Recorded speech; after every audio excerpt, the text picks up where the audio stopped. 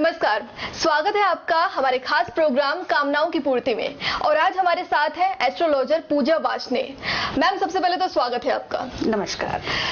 पिछले एपिसोड में हमने कुंडली में दोष के बारे में बात की थी, लेकिन क्या ऐसा कोई योग भी होता है जिसको करके या फिर हमारी कुंडली में पता चले कि योग है जिससे हमें सक्सेस मिल जाए? आज आपने बहुत बढ़िया प्रश्न पूछा है कि क्या व्यक्ति के जीवन में सिर्फ दोष ही दोष होते हैं, योग नहीं होते? तो आज हमारी चर्चा रहेगी योगों के ऊपर। योग क्या होता है? धन योग हो गया, राजयोग हो गया, वैभव लक्ष्मी योग हो गया।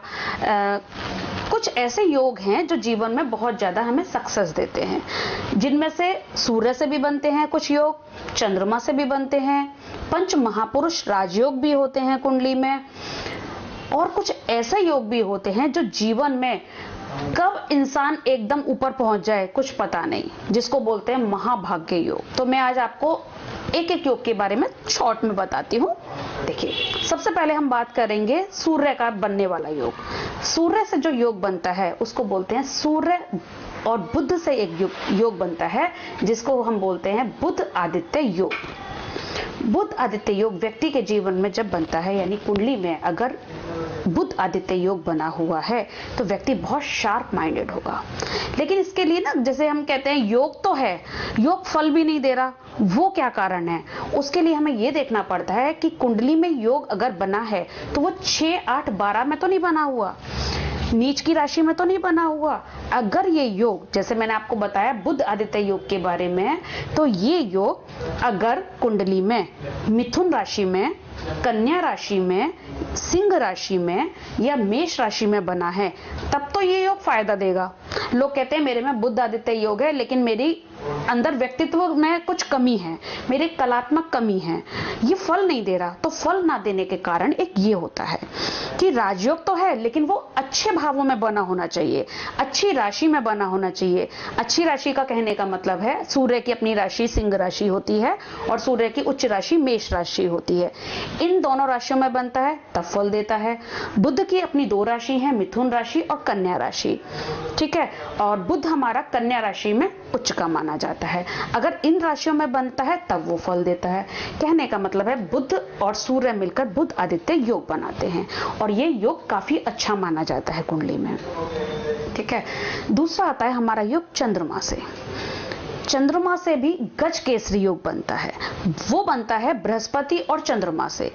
बृहस्पति से चंद्रमा अगर केंद्र में आता है तब ये राजयोग बनता है। इसको बोलते हैं गज केसरी योग, ठीक है। हालांकि चंद्रमा से और भी बहुत सारे योग बनते हैं, इसी तरह सूर्य से बहुत सारे योग बनते हैं, लेकिन जो हम बहुत पावरफुल योग की बात कर रहे हैं, गज केसरी योग, ये बृहस्पति और चंद्रमा से बनता है।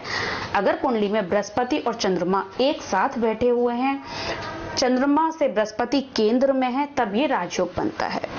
जैसे मैंने नाम बताया गज केसरी, गज माने क्या है? हाथी, केसरी माने हो गया शेर।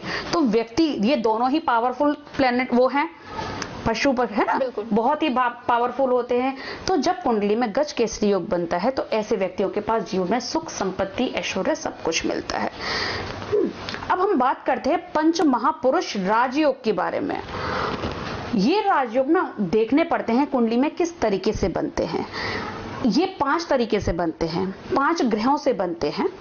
अब 5 ग्रहों से ये राजयोग जो बनते हैं वो हमारा बनता है सबसे पहले मंगल से, बुध से, बृहस्पति से, शुक्र से और शनि से।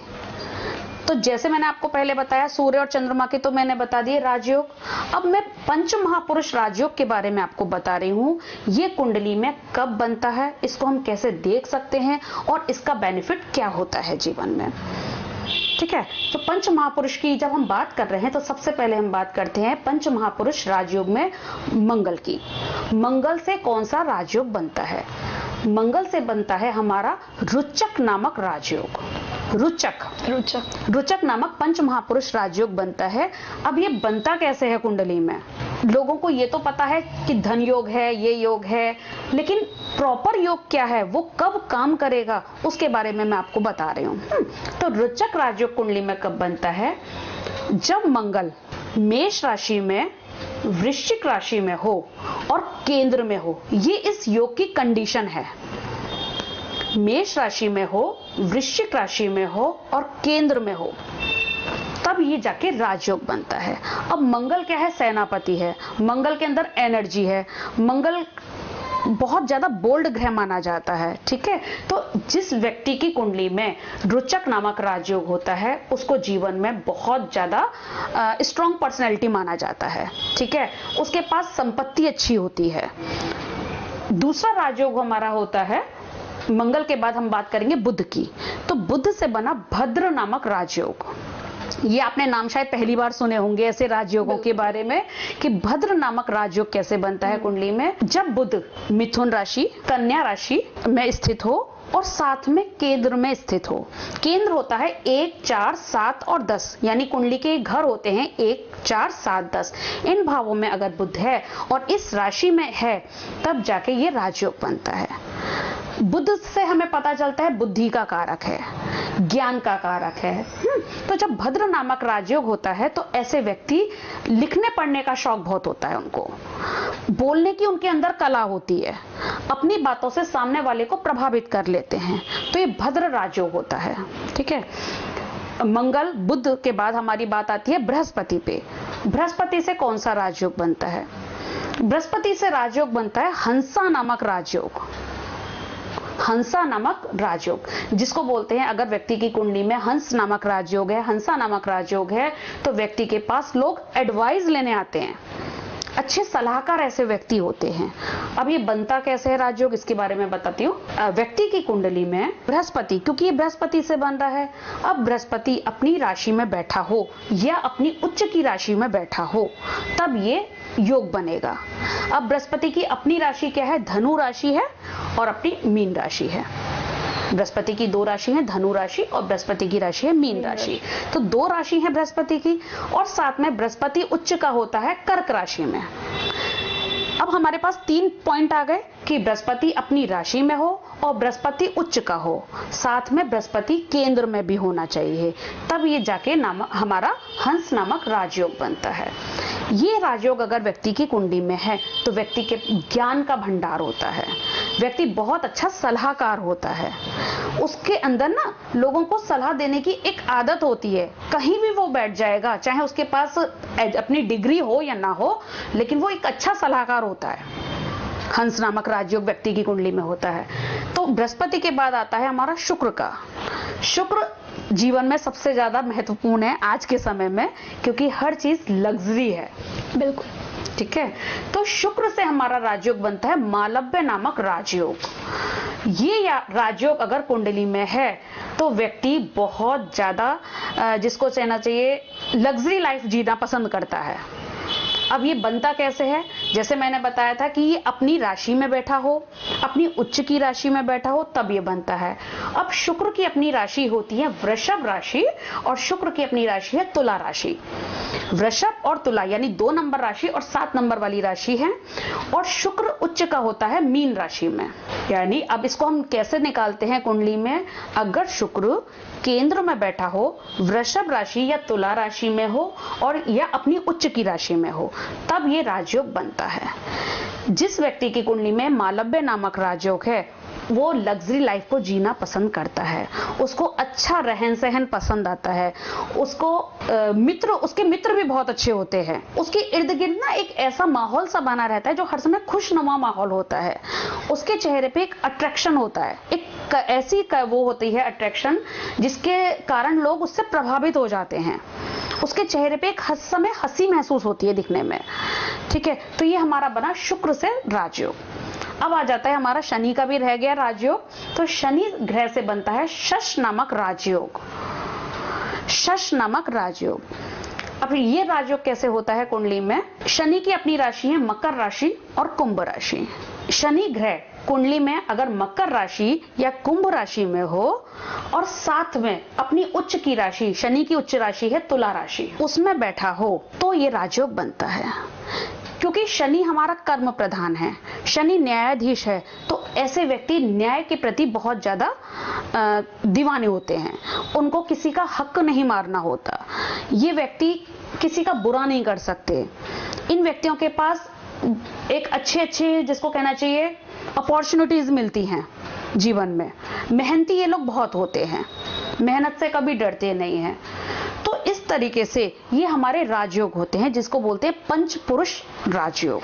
मैम, जैसे हमारी कुंडली में कोई योग है लेकिन हम कलात्मक तौर पर उसे आगे नहीं बढ़ा पा रहे हैं, मतलब हम कुछ हासिल नहीं कर पा रहे हैं, कुछ कमियां रह गई हैं, तो उनके लिए क्या करना चाहिए?